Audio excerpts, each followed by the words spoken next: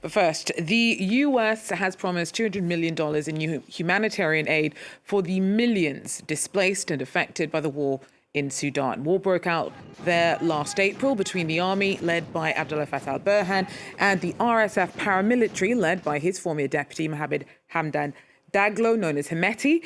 Tens of thousands have been killed, 11 million displaced, and it is the world's biggest humanitarian crisis. Now, whilst chairing a UN Security Council meeting on the conflict on Thursday, the US Secretary of State also pledged that Washington would do everything it could possibly do to hold those accused of abuse on both sides of the conflict to account. I'm joined now by the US's special envoy for Sudan, Tom Perriello. Tom, thank you so much for speaking to me.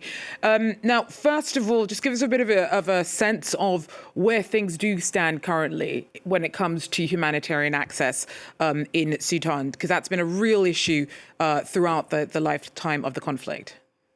Well, it has been. Just going back 5 months, you really had effectively a humanitarian embargo on 25 million or more Sudanese. Even though it didn't get a lot of attention, it was by far the largest crisis of its kind.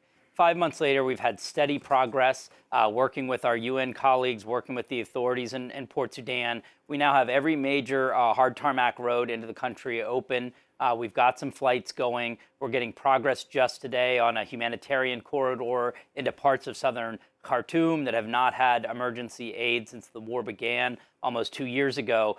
Overall, we've seen a 400% increase in the amount of food and medicine getting in from that low point. But even with that, we are less than half of the way to where we need to be to try to prevent the kind of famine and malnourishment. So that gives you some sense of how bad things have been. That a 4-time increase still only gets us half of the way to where we need to be. And in the meantime, we've seen the violence continue, including the unconscionable shelling of the Zamzam camp, where up to 1.5 or 2 million innocent people are sitting in tight quarters.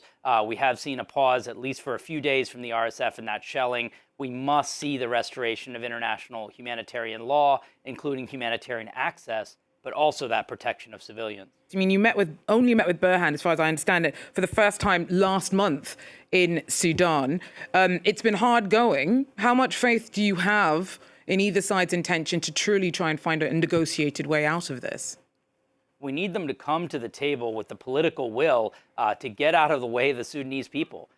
They join forces. Keep in mind, the two sides that are fighting now, the army and the RSF, actually joined forces to overthrow the civilian revolution that had put the country on the path to democracy. So what we really need is to let the Sudanese people determine their own future by restoring that democratic path. And today, Secretary Blinken promised an additional $30 million in support to the women and youth who are so clearly the future of this country, to be able to support that Sudanese dialogue, not just a ceasefire, but to a brighter Sudanese future. What is the U.S.'s position in terms of the UAE? Because I understand that the administration has said that it's set a January 17th deadline for a final assessment on the UAE's promise that it's not selling on a lot of the weapons that they buy from the US to support the RSF in Sudan. And so you set this January 17th deadline, but up till now, there still seems to be a lot of pretty coherent evidence that the UAE is selling weapons to the RSF. So, you know, this hedging of bets on the side of the US does seem at odds with its stated push to try and find a way out of the conflict. Well, the United States hasn't done any hedging of bets. It's really led the way on putting pressure on those fueling both sides of this conflict, both inside and outside Sudan. We've called out the ethnic cleansing and crimes against humanity by the Rapid Support Forces. We've called on those countries that are supplying weapons in, particularly through Darfur, where Linda Thomas Greenfield helped extend the Darfur arms embargo, and we're imposing those sanctions on the weapons flows, as well as calling out the role of Russia, not only in fueling the conflict, but standing in the way of solutions. As Secretary Blinken talked about today at the Security Council, we need more countries to join with the United States in imposing these costs on the individuals and the companies and the countries that are fueling this conflict. but also calling people to be partners in a peaceful process to rebuild the democratic future and the peace for Sudan. And I think this goes back to a long track record with the United States across both Republican and Democratic administrations, where we were very critical and called out the Janjaweed back in the day.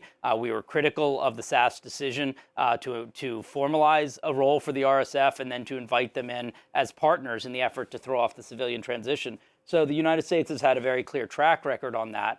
We are committed to the end of these atrocities. We are committed to that civilian democratic future. And unfortunately, we see too many actors coming in on both sides of the equation who want to not just fuel the war, but profit from it. We see former Bashir officials, former National Congress Party officials who've come back in on the SAF side and really need this war and need the suffering of the Sudanese people as an excuse to try to take back over ministries and the rest. We see some tribal leaders who should be powerful voices for peace instead of finding ways to profit from the war and from the suffering of the Sudanese people. There's a huge and unified will of the Sudanese people to end this war, end these atrocities, and get back to the dreams of the 2019 revolution. And the United States stands not just the Biden administration, but very strong Republican and Democratic support in Congress with that path. What do you think is going to change in the change of administration in the US in terms of your country's position on what's happening in Sudan? Well, as someone who's been working on these issues in Sudan for over 20 years, I can say that there's been a lot of consistency about the American people standing with the Sudanese people, of Republicans and Democrats on Capitol Hill, really wanting to speak out first and early against the atrocities in Sudan and be supportive of that democratic future. I can't speak for the president-elect and his team, but I can tell you there's an enormous amount of interest from both Republicans and Democrats on the Hill, as well as just from the compassion of the American people to continue to be supportive of things like Mutual Aid Sudan and the emergency response rooms and these efforts to take great risk to get food and medicine to their neighbors inside Sudan. So I think you'll see a lot of continuity and a lot of continuation, but we will see where the president-elect goes from there. Tom Perriello, US Special Envoy to Sudan, thank you very much for your time.